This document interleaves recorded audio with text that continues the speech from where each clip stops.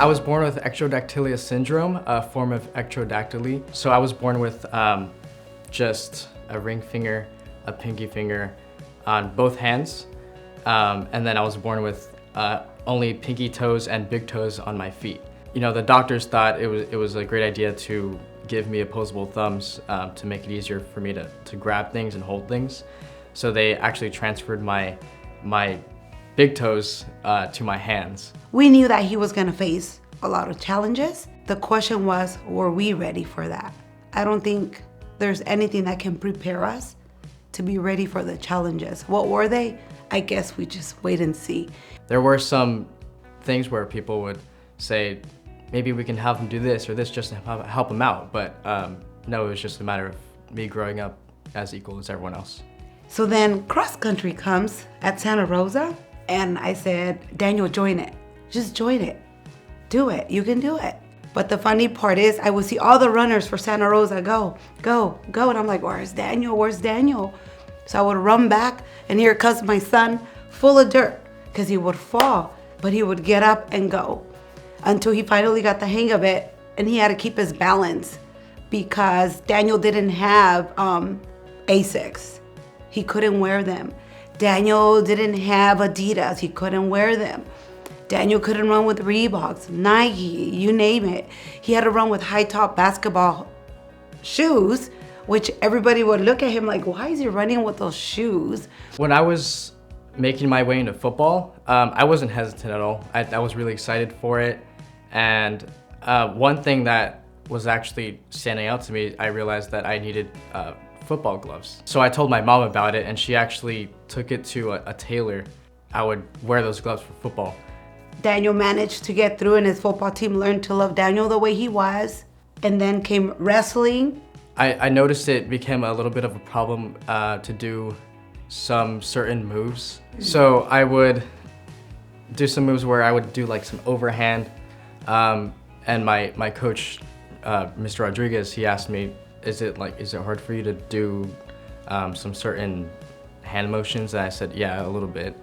And but he worked through it. He showed me, he's like, hey, no, you can do this, or you can do underhand, you can maybe do something with your legs and a little bit of your hands, just to try to help me adjust and become a successful wrestler. And I was really proud with what he and Coach Orange taught me, as well as Coach Delgado. They were always trying to work with me and show me some new ways to improve. So it was really, really nice. Then comes the military. Daniel wanted to join military, and I asked the recruiter, I showed him Daniel's hands, and I said, do you think it's gonna be a possibility for Daniel to join the military? He looked at me and said, I'll answer you right now. Sends an email, he tells me no. So without not looking at my son, without not giving him a chance, he goes no, and I said, okay. The battle started from there, and I said, we'll see. Daniel graduates, call the Army. No, I don't think we're gonna be able to pass him through. Marines, I don't think we're gonna be able to pass him through.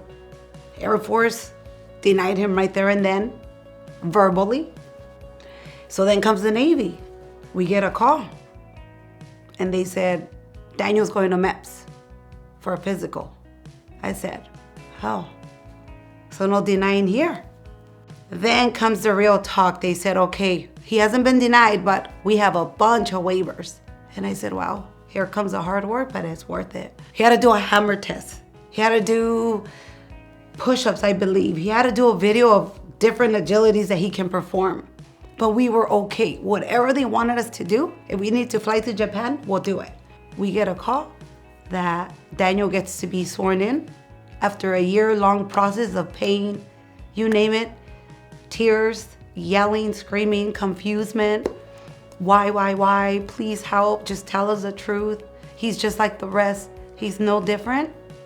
And we waited all day until 4 p.m. for Daniel to be sworn in. I signed for aviation electronics for 5 years as my contract. During my time in the military, I think I might join some online classes in college. I might get into aviation in the future. But I think starting a business and sustainable energy is something I do want to do.